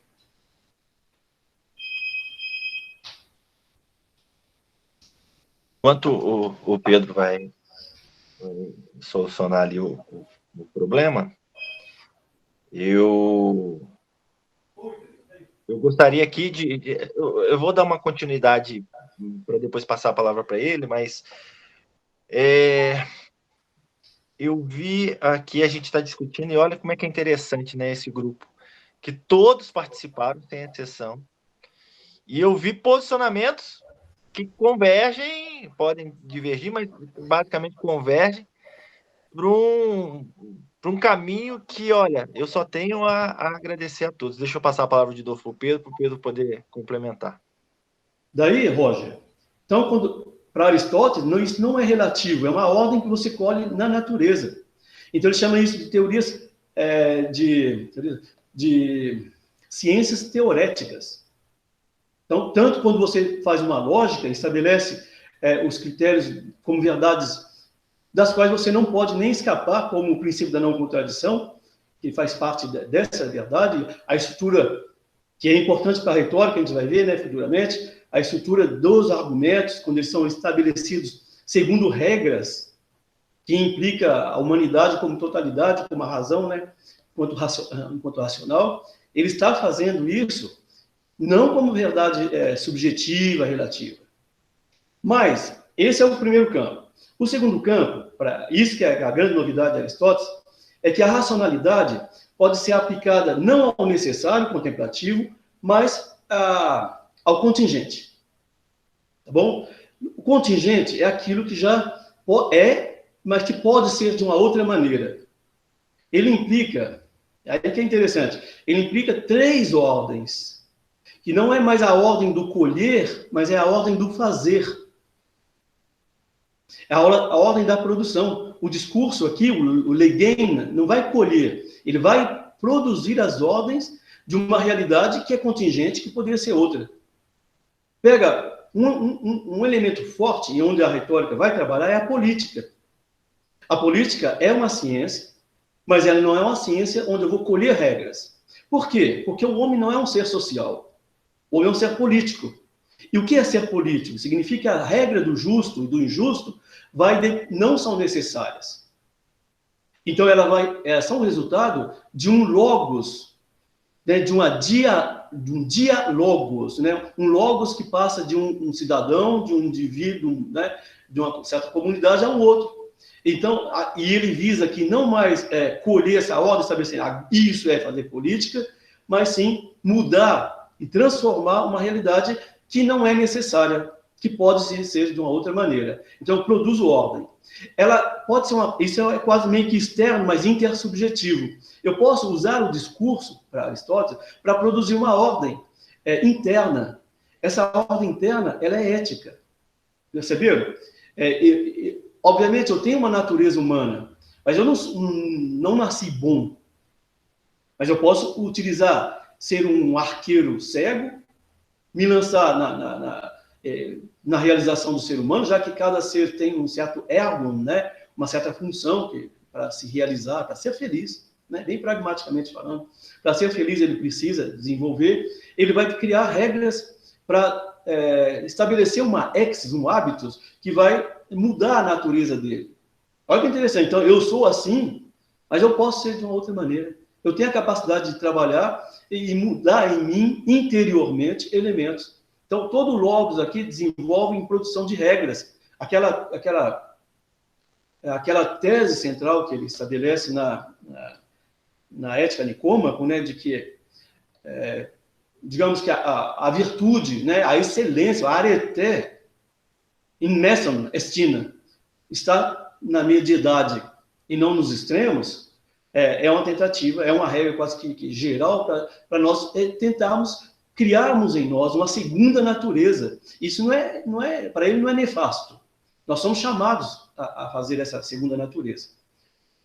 E daí, tem uma ordem que eu posso também, analisando a estrutura do mundo, produzir. Eu chamo isso de técnica, a tecné. Tá bom? Então, tem a técnica, quer dizer, eu uso aqui as ciências técnicas, para ele é uma dimensão, simplesmente, do ser humano, ela não deve ser exacerbada, porque ela não me realiza. Eu não vou me realizar produzindo carros, mas eu preciso de carros, né, de automóveis para me sobreviver. Não vou me realizar a natureza humana produzindo computadores, mas nós começamos essa discussão hoje falando qual os elementos tecnológicos de decisão para eu comprar um melhor computador para ser mais eficaz nas minhas aulas. Essa ordem é a ordem da produção de elementos exteriores na natureza. Ela pode ser assim, como pode ser de uma outra maneira, se bem que ela está fundada em elementos de observação da natureza, mas para a produção. Então, teoreina, de um lado, poieina, de poética, não poética, poética, produção. Tá? São elementos importantes. E aí fica a questão, né, Quando você entra no discurso que vai contemplar, está fazendo ciência da natureza, ciências humanas, não, ciência da natureza, quando eu entro já no discurso poético, eu estou já pensando numa produção. Tá? É só isso mesmo. E a retórica, vocês imaginam agora, com essa abertura, né, de um discurso que produz, a retórica torna-se fundamental, que produz uma ordem política, uma ordem ética, e que decide das ciências, né? Então, a retórica torna-se um elemento capital. Me embebedei aqui. Como eu estava falando, na hora que o Pedro teve que se ausentar, por mais que os posicionamentos sejam distintos da grande maioria aqui, nós estamos nos convergindo para um ponto positivo. Eu só tenho a elogiar a todos. Eu queria só, porque eu fiz uma citação e eu não estava lembrando o nome do autor, agora eu aproveitei esse meio tempo, eu lembrei e vou fazer algumas citações para que eu possa falar da sofística para a gente poder finalizar, porque tem só mais 10 minutinhos. O autor que eu falei da história da filosofia, que a obra dele não tem traduzida para o português, na história da filosofia, história da Grécia, é o Grote, tá? Ele... Então, eu recomendo, me parece que é o livro 8, mas eu vou confirmar depois e encaminho para vocês, mas é o Grote, é muito importante. Tem o Hegel, que eu já falei, o Nietzsche, que é importante, tem mais alguns autores, só que eu recomendo muito um historiador italiano, não sei se ele é filósofo também, ele chama Capizzi, né? Ele fala, ele é quem cita, quem vai fundamentar o que eu vou falar agora da sofística. Deixa eu só contextualizar um ponto aqui que eu acho que é interessante, é que a gente já chegou a um conceito, a uma compreensão, pelo menos, ainda que seja embrionária, de que Sócrates foi, sim, um sofista. Alguns dizem até que foi um arquissofista, ou seja, um especialista mesmo. Óbvio, um discurso curto, enquanto os sofistas discursos longos. O que tem de interessante é o seguinte, e eu acho que para aquilo que a gente está se propondo, essa análise, não tem como, ainda que você pense que Sócrates não é sofista, mas não tem como você falar de Sócrates sem que existisse naquele momento sofistas. Eles possibilitaram a existência de Sócrates. Ponto. Deixa eu só fazer uma contextualização, inclusive com base no Capizzi e em outros autores, depois eu vou compartilhar a obra com vocês, mas é o seguinte, o que permitiu? Então, você tem uma origem da retórica, mas o que possibilitou os sofistas? Óbvio que eu não sou historiador, eu não tenho condições aqui de esgotar, e são vários fatores que possibilitaram, mas eu vou te fazer um destaque daqueles os quais, para mim, eles são os mais importantes. Primeiro, os sofistas, isso a gente tem que ter em mente, eles se preocupavam não com o mundo ideal, eles se preocupavam com o muito real. O que a gente está vivendo aqui é uma atividade, olha só, qual vai ser...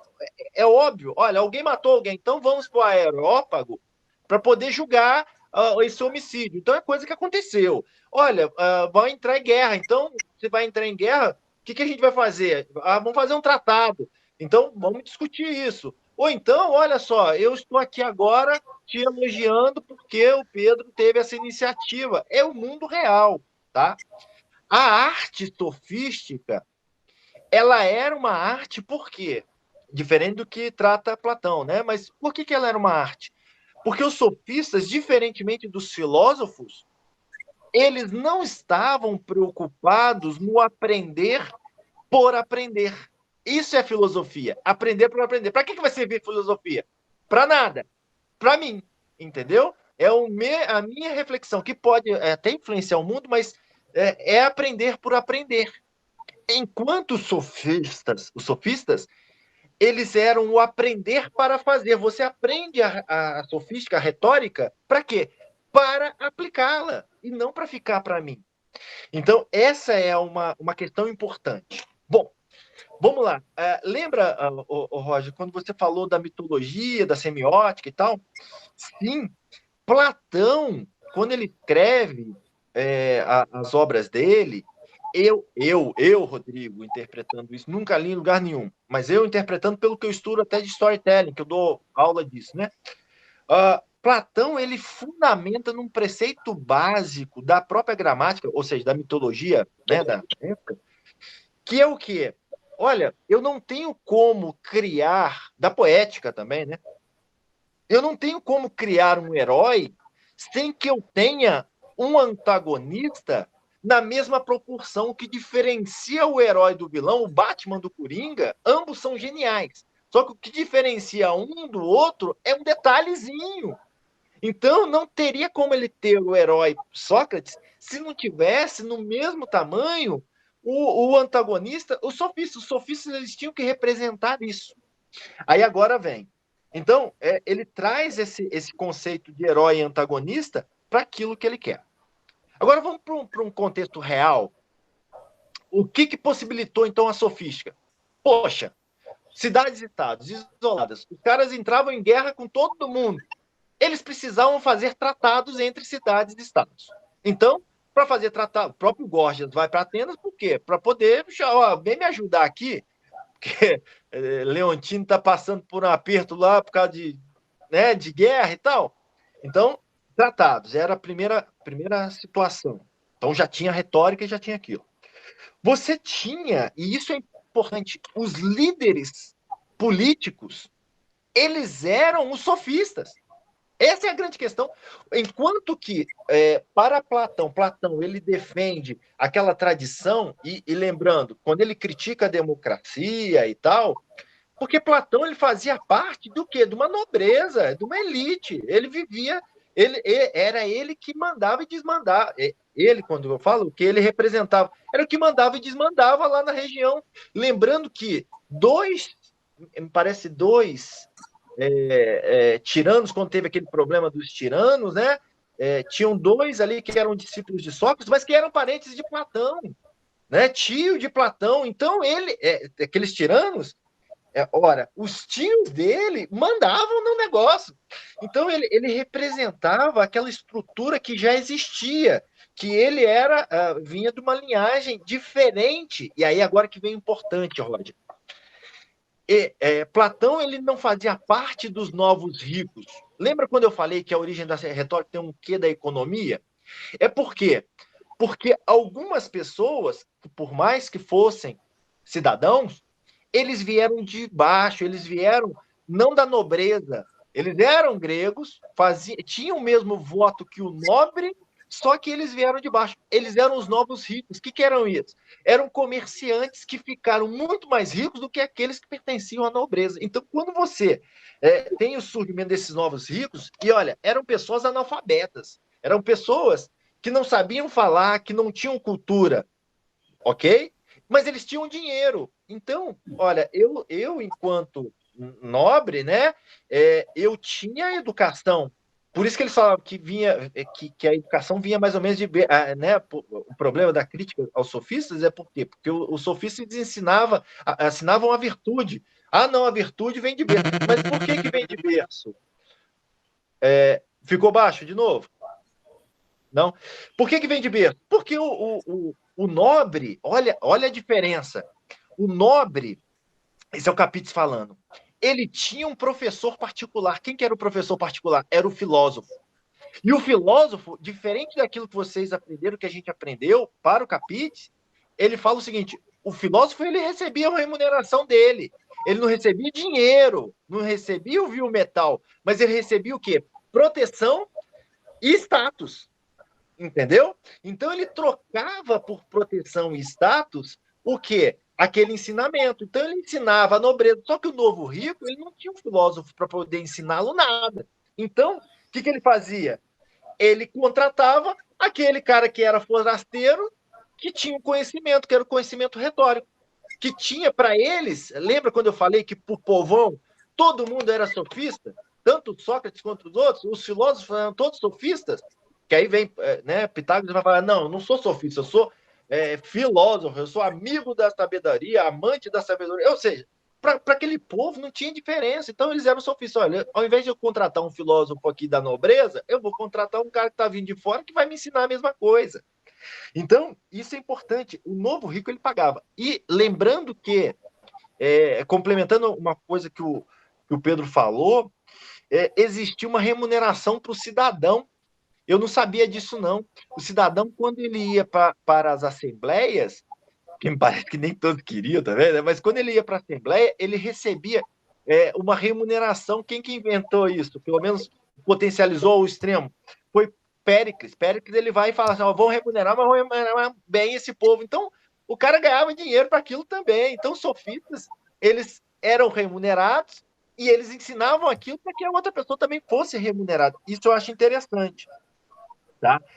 Bom, feito isso, o cidadão, quando ele passa a ter a liberdade e a igualdade, que eu já falei, depois eu vou trazer o termo grego, para que ele pudesse falar e tivesse ampla liberdade de falar, ele tinha que saber falar. Lembrando que os novos ricos, na verdade, a grande maioria eram velhos. Então, eles contratavam professores, os sofistas, para poder ensinar a quem? Aos seus filhos a se portar, a ter o ethos, o patos e o logos, né? Proporcionar o ethos, o patos e o logos, para as assembleias, basicamente. Então, eles pagavam e pagavam. Às vezes, algumas pessoas falam que gastavam muito dinheiro. Outras pessoas dizem que não gastavam tanto, mas que que não pagavam tão bem assim. Mas que, de fato, alguns sofistas ficaram muito ricos, né? Sobretudo aqueles que eram mais inovadores. Bom, aí o que vem? E aí agora é uma interpretação minha também. Então, lembrando que os líderes, os novos líderes políticos, eles não faziam parte daquela aristocracia de Platão, aquele né? Não sei se o termo seria aristocracia, depois o Pedro pode complementar, mas eles não faziam parte daquela patotinha daqueles nobres de Platão. Então, eles eram novos ricos, os novos ricos e novos políticos. Só que, aonde que eu vejo uma crítica aí a essa visão distorcida de Platão com relação aos sofistas? É o seguinte, Sócrates, ele é condenado por quem? Por sofistas. Então já tem um primeiro problema. Segundo, os tios deles faziam parte daquela elite e os sofistas vão, e quando acaba aquela tirania, vem a democracia, os sofistas vão ao extremo contra esses indivíduos, né? Você tem aquelas viagens que ele fez as viagens para onde? Para a região ali onde é a Sicília hoje. Então, ele foi em uma dessas viagens que ele tenta, né, montar lá o que ele achava que seria o ideal para aquelas cidades, mas ele é preso, inclusive ele vira o quê? Vira escravo, mas aonde? Na região onde surgiu a própria retórica, a sofística, ela vai se espalhar, né, basicamente. E a convergência desse povo todo para Atenas, mas, sobretudo, Atenas de quem? Atenas de Péricles.